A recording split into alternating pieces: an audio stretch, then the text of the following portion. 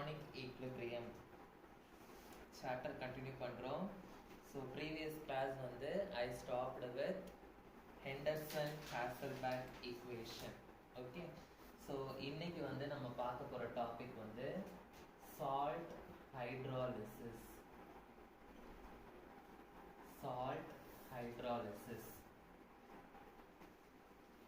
First salt hydrolysis na என்னன்னு படிக்கலாம். அதுக்கு அப்புறமா அதோட different types and derivation போடலாம். Okay. So first salt வந்து எப்படி ஃபார்ம் ஆகும் அப்படின்றது நமக்கு தெரியும். Acid plus base gives salt plus water. Okay. இந்த reaction வந்து நீங்க lower classesல படிச்சிருப்பீங்க. இந்த reaction வந்து it is called as neutralization reaction. Neutralization reaction. So salt is formed by the reaction of acid and base gives salt and water. It is called as neutralization reaction. Okay. So salt plus water அப்படினா salt வந்து solutionல இருக்கு, aqueous stateல இருக்கு. So இந்த salt வந்து divide ஆச்சு அப்படினா dissociate ஆச்சுனா we will get a positive ion and a negative ion. Okay. ஒரு salt வந்து dissociate ஆச்சுனா நமக்கு ஒரு positive ion-உம் ஒரு negative ion-உம் கிடைக்கும். Okay. For example NaCl எடுத்துக்கிட்டேன் அப்படினா NaCl வந்து என்னென்ன ions produce பண்ணும்? Na+ and Cl- அப்படின்ற ions produce பண்ணும். Okay. இப்போ இது வரைக்கும் நம்ம lower classesல படிச்சிருக்கோம். Acid plus base gives salt plus water. அது வந்து neutralization reaction. Salt வந்து dissociate ஆனா it will form a positive ion and a negative ion அப்படின்னு படிச்சிருக்கோம். இப்போ salt hydrolysis அப்படின்னா என்ன? இப்போ இந்த ஃபார்ம் ஆன ions வந்து வாட்டர்ல நம்ம ஹைட்ரேட் பண்ண போறோம். Okay. So the ions formed from the salt are hydrated in water. Hydrated in water அப்படினா water is added to the ions. Okay. அந்த ions கூட நம்ம என்ன ஆட் பண்ண போறோம்? water ஆட் பண்ண போறோம். So waterல ஆட் பண்ணோம் அப்படினா sometimes இந்த positive ion வந்து water கூட react பண்ணும், இல்லாட்டி sometimes இந்த negative ion வந்து water கூட react பண்ணும், or sometimes both the positive ion and negative ion it will react with water. So அதுதான் வந்து called as salt hydrolysis. So the ions formed are hydrated in water. So என்ன ஆகும்? The cation and anion which is formed react with water. React with water, which is called as salt hydrolysis. Which is called as salt hydrolysis. So salt hydrolysis na enna அப்படினு படிச்சிட்டோம். Okay. So salt hydrolysis அப்படினா என்னது? The salt வந்து will give ions. அந்த ions வந்து waterல hydrate பண்றோம். அந்த ion, cation and anion வந்து it will react with water again. It is called as salt hydrolysis. Salt hydrolysis is the reverse of neutralization reaction. Salt hydrolysis is the reverse of neutralization reaction.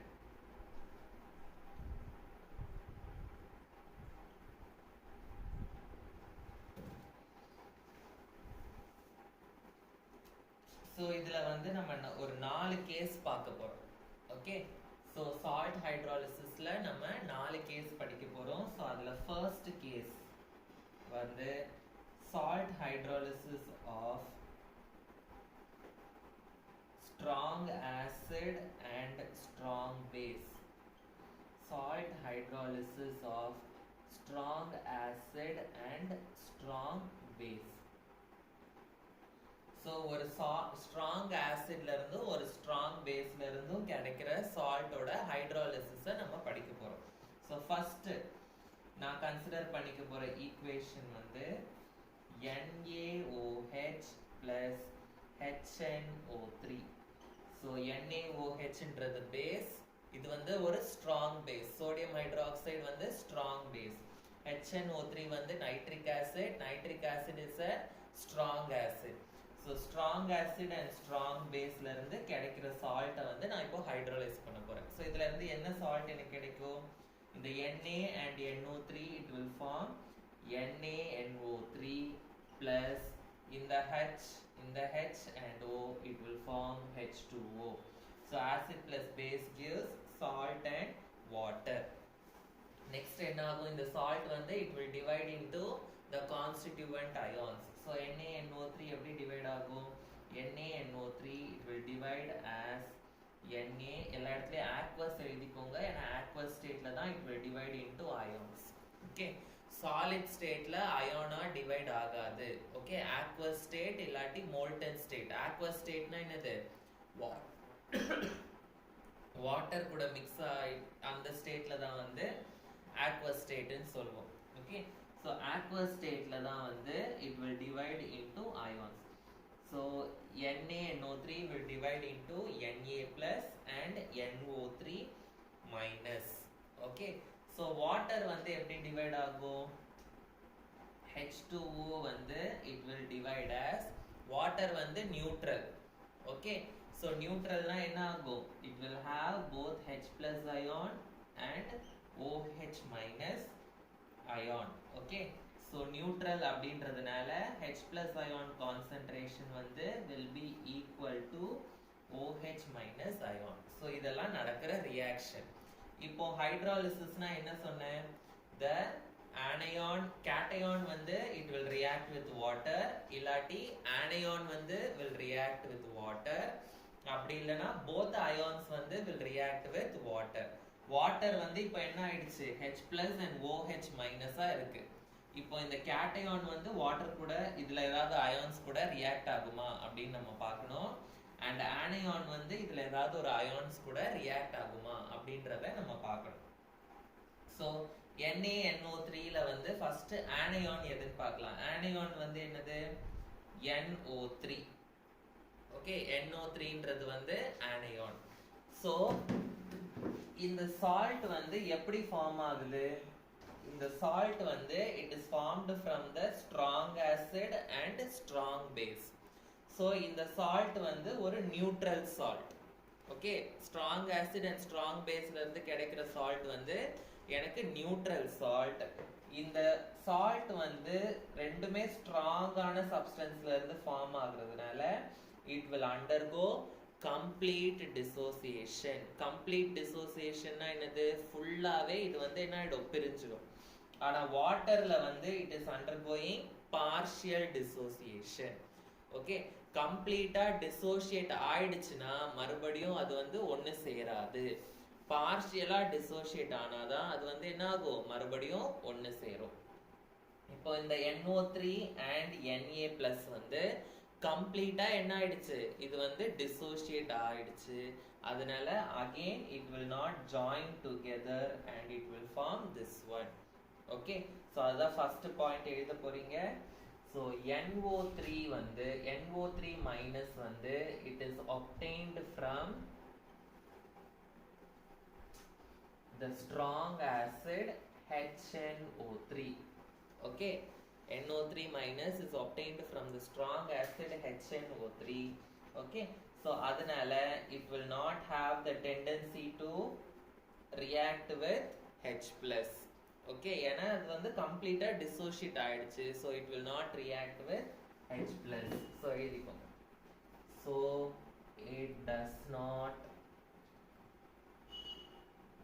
react with H plus. அதே மாதிரி நமக்கு Na+ வந்து எதுல இருந்து கிடைக்குது? it is obtained from NaOH. it is obtained from NaOH. so அதனால இதுவும் வந்து it is obtained from strong base. so இதுவும் வந்து என்ன இருக்கும்? கம்ப்ளீட்டா dissociate ஆனதுனால Na+ வந்து it will not react with OH minus. So it does not react with OH minus.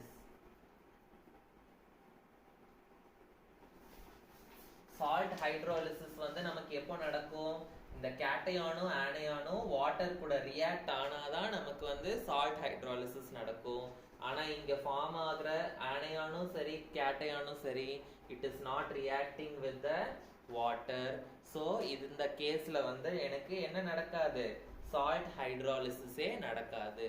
So எப்போலாம் நான் வந்து strong acid and strong base use பண்ணி ஒரு சால்ட் ஃபார்ம் பண்றேனோ அந்த இடத்துல there will not be any salt hydrolysis. Okay, so there is no hydrolysis. There is no hydrolysis. Okay, so hydrolysis நடக்காததுனால எப்பவுமே H plus ions வந்து will be equal to OH minus ions. So இதுல வந்து pH is maintained. அதனால எனக்கு form ஆகுற salt வந்து எப்பவுமே நியூட்ரலா இருக்கும். அதனால அந்த சொல்யூஷனும் எப்படி இருக்கும்? எனக்கு நியூட்ரல் சொல்யூஷனா தான் இருக்கும். Okay, so the solution is neutral. Okay, so இது வந்து என்னோட first case, strong acid and strong base. So இப்போ நான் வந்து செகண்ட் கேஸ் எடுத்துக்க போறேன். Hydrolysis of salt of strong base and weak acid. Hydrolysis of strong acid and strong base and weak acid. Okay, so இதுதான் வந்து நான் படிக்க போறேன். Hydrolysis. ஸோ பேஸ் வந்து ஸ்ட்ராங்கா இருக்கு, ஆசிட் வந்து வீக்கா இருக்கு. Okay, so base strong, acid வந்து வீக். ஸோ இதுல இருந்து எனக்கு கிடைக்கிற சால்ட் வந்து எப்படி இருக்கும்? Weak acid plus strong base. Base வந்து ஸ்ட்ராங்கா இருக்கிறதுனால எனக்கு கிடைக்கிற சால்ட்டும் வந்து it will be a basic salt. கிடைக்கிற சால்ட் வந்து it will be a basic salt. Okay, so பேஸ்ல இருந்து எனக்கு கிடைக்க போறது வந்து OH minus ions. பேஸ்ல இருந்து எனக்கு கிடைக்க போறது வந்து OH minus. So OH minus, மைனஸ்னா anion அப்படின்னு சொல்லுவோம்.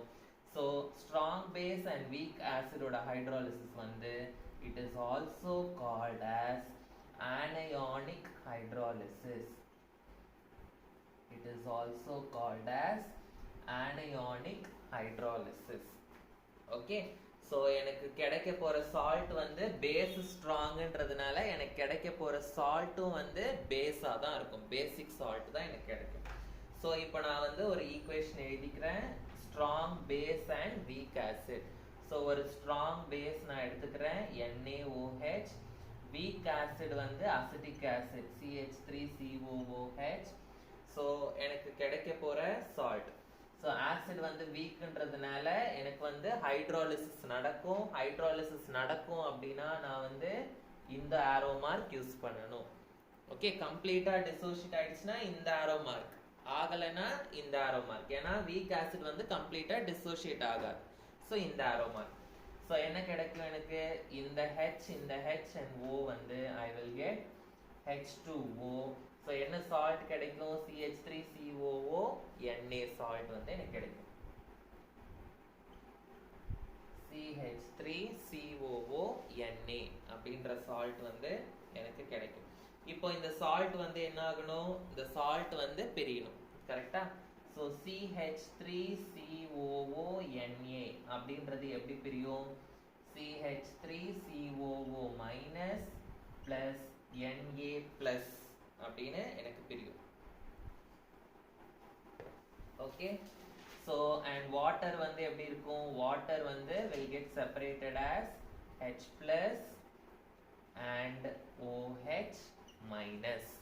Water வந்து will be separated as H plus and OH minus. So இப்போ சொல்லுங்க, ஸ்ட்ராங் ஆசிட்ல இருந்து ஸ்ட்ராங்கான இதுல இருந்து வரது வந்து என்ன ஆகாது? ரியாக்ட் ஆகாது.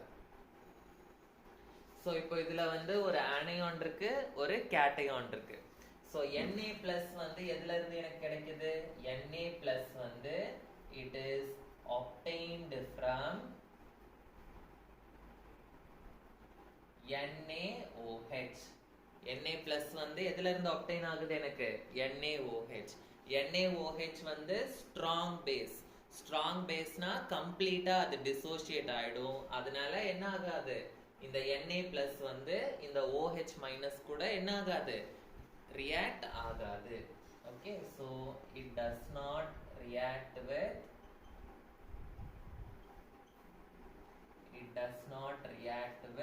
OH minus. ஆனா CH3COO minus வந்து எனக்கு weak acidல இருந்து கிடைக்குது. Okay, so CH3COO minus வந்து it is obtained from CH3COOH. So இது வந்து weak acid, so partial தான் dissociate ஆகும். So அதனால the CH3COO minus வந்து it will have a tendency to react with என்னது? H plus. Okay, so இந்த CH3COO minus வந்து it will undergo hydrolysis. Hydrolysis னா என்னது? It will get added with water. So waterல add ஆனா அந்த waterல இருக்க எது கூட இது react ஆகும்? H plus கூட இது react ஆகி it will form CH3COOH plus மீதி என்ன எனக்கு வெளியே வரும்? OH minus will come outside. Okay, so OH minus ion வந்து வெளியே வரதுனால என்ன ஆகும்? OH minus ion வந்து release ஆகுறதுனால the solution will be basic solution. Okay, the solution will be basic solution. OH minus ions are released, so the solution will be basic. So the solution இந்த இடத்துல என்ன வந்தது? Solution is neutral அப்படின்னு வந்தது. Okay, இங்க வந்து the solution is basic.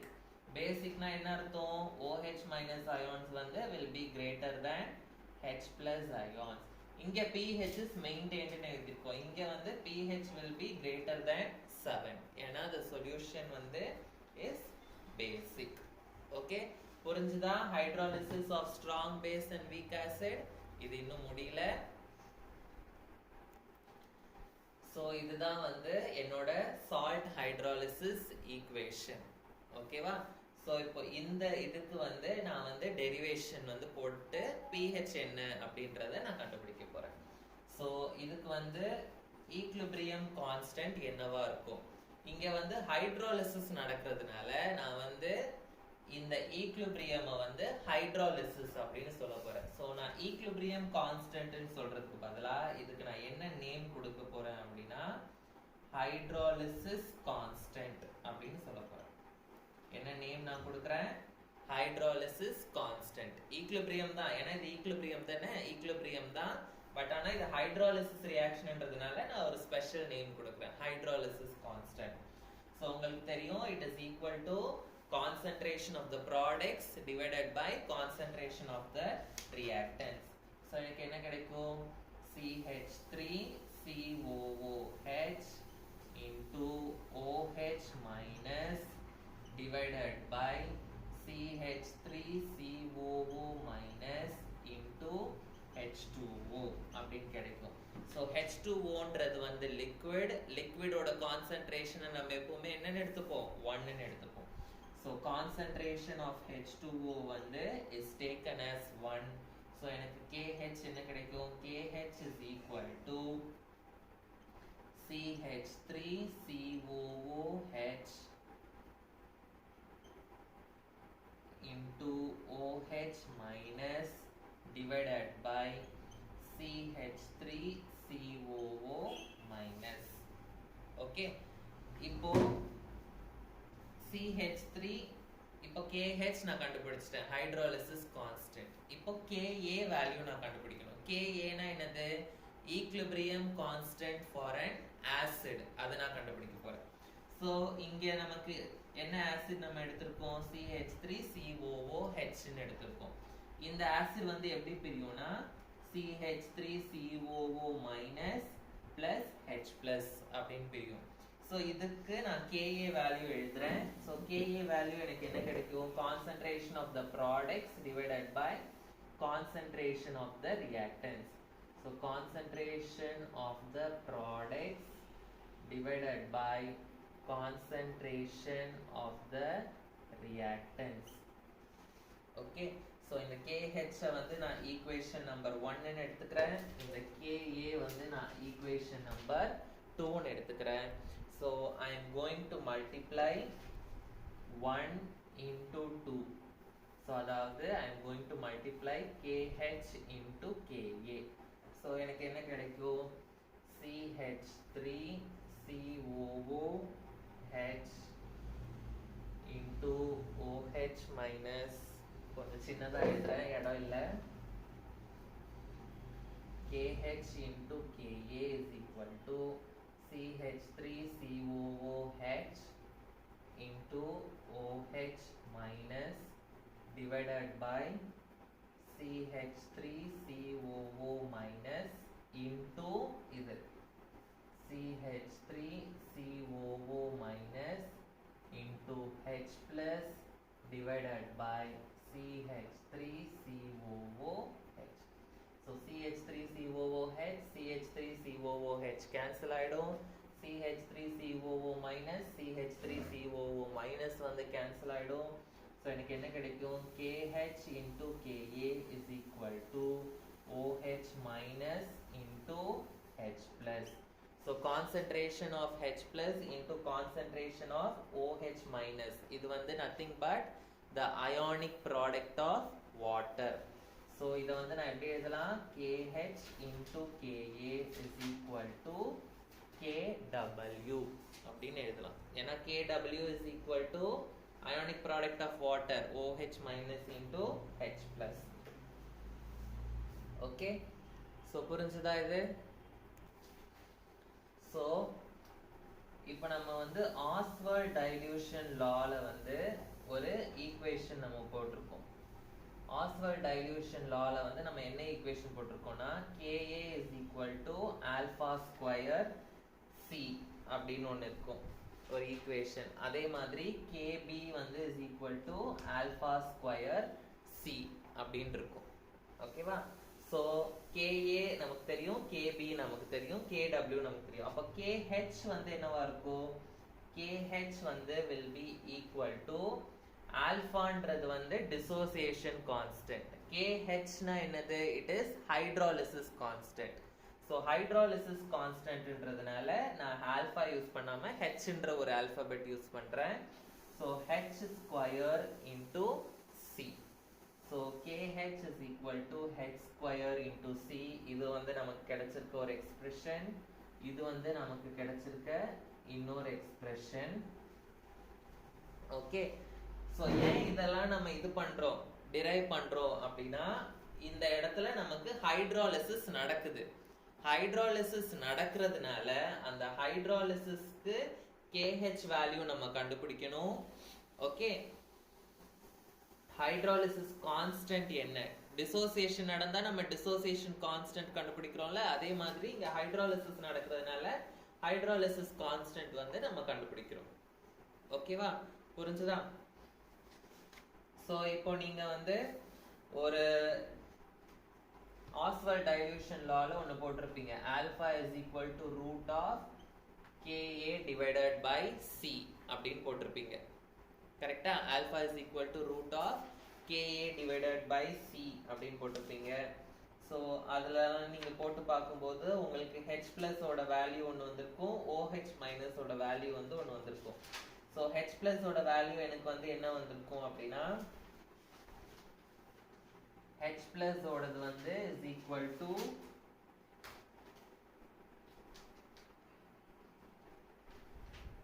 Root of Ka into C அப்படின்னு வந்திருக்கும். அதே மாதிரி OH மைனஸ் வந்து root of Kb into C அப்படின்னு வந்திருக்கும். ஓகேவா? ஆஸ்வால்ட் டைல்யூஷன் லா பேஜ் திருப்பி பாருங்க, உங்களுக்கு தெரியும். ஸோ அதாவது H பிளஸோட கான்சென்ட்ரேஷன் வந்து நம்ம ஆல்பா இன்டூ C அப்படின்னு எடுத்திருப்போம். ஸோ ஆல்ஃபா இடத்துல வந்து இந்த வேல்யூ சப்ஸ்டியூட் பண்ணா KA divided by C into C அப்படின்ற வேல்யூ நமக்கு சப்ஸ்டியூட் பண்ணா எனக்கு H plus equal to root of KA into C அப்படின்னு எனக்கு கிடைக்கும். இதெல்லாம் ஆஸ்வால்ட் டைல்யூஷன் லால நம்ம போட்டிருக்கோம். ஓகே, ஸோ ஆஸ்வால்ட் டைல்யூஷன் லால வந்து அது டிசோசியேஷன், அதனால டிசோசியேஷன் வச்சு போட்டோம். இது ஹைட்ரோலிசிஸ் அப்படின்றதுனால ஹைட்ரோலிசிஸ் வச்சு போட போறோம். ஓகே, ஸோ அதே மாதிரி எனக்கு OH இந்த சொல்யூஷன் வந்து பேசிக் கரெக்டா. ஸோ எனக்கு OH மைனஸ் வந்து will be equal to என்னது H into C அப்படின்னு வரும். OH மைனஸ் வந்து will be equal to H into C ன்னு வரும். எனக்கு அங்க என்ன கிடைச்சது? OH minus is equal to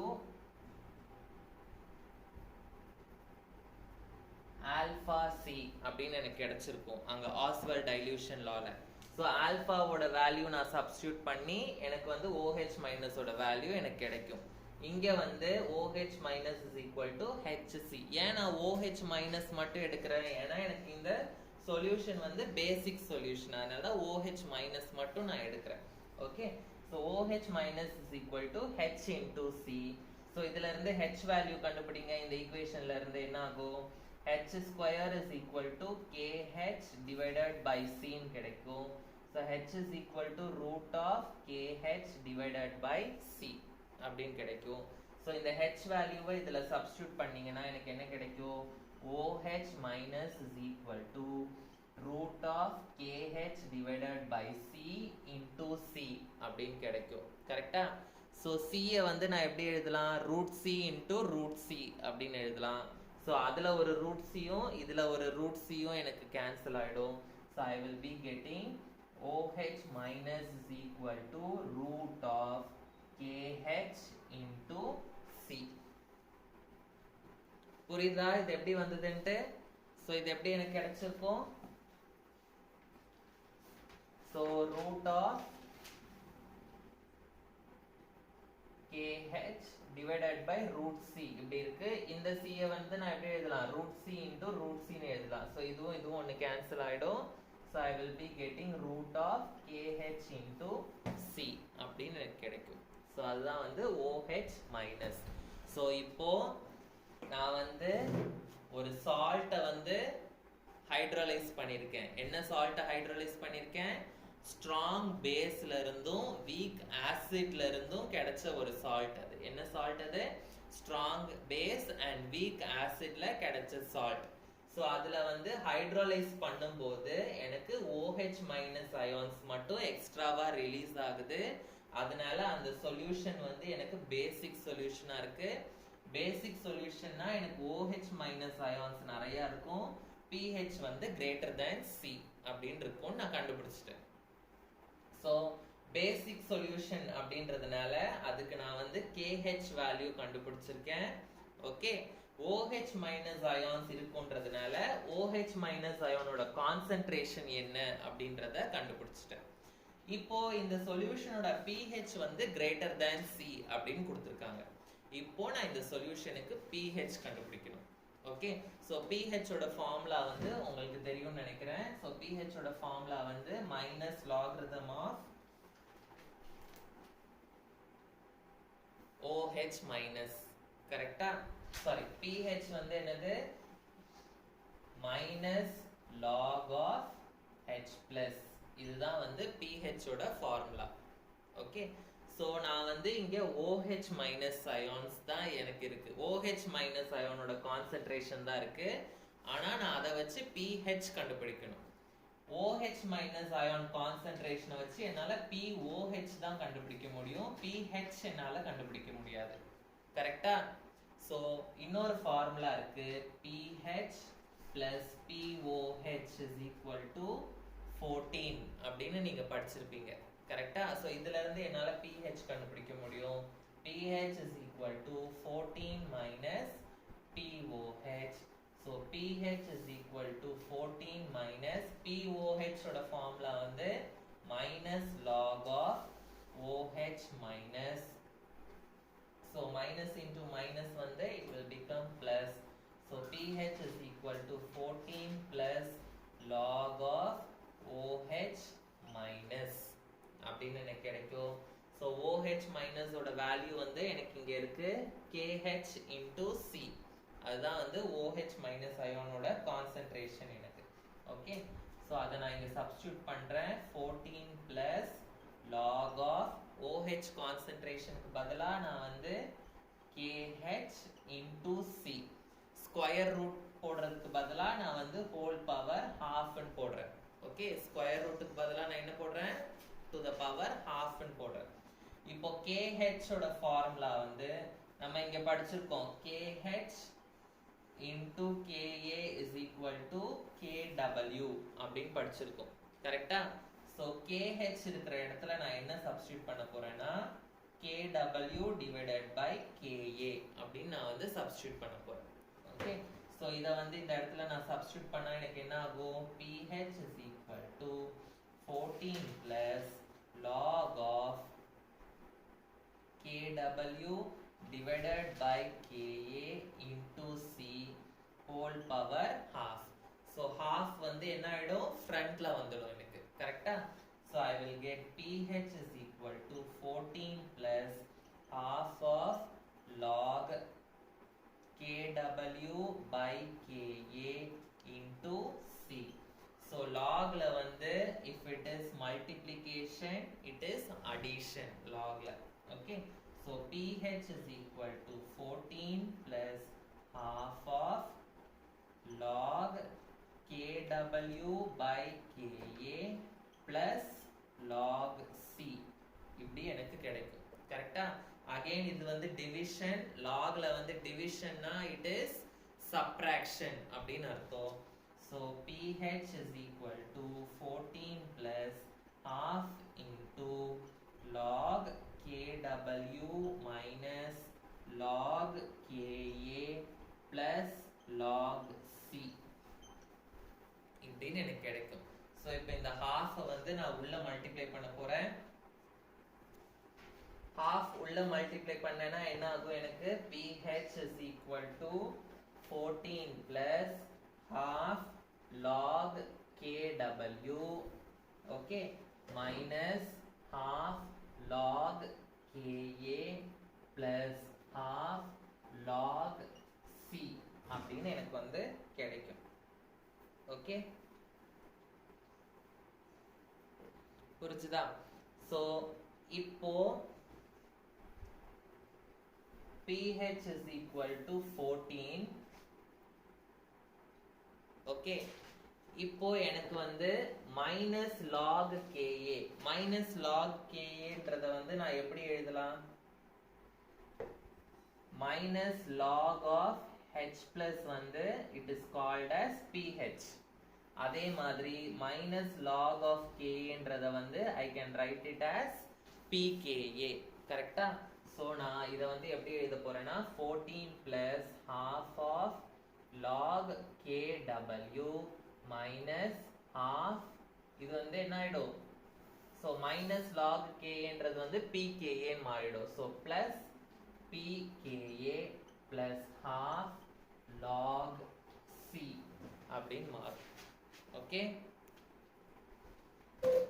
so இந்த மைனஸ் லாக் KAன்றத வந்து நான் PKA மாத்திட்டேன். ஓகே, ஏன்னா மைனஸ் லாக் H பிளஸ் வந்து PH, அதே மாதிரி மைனஸ் லாக் KAன்றது வந்து PKA.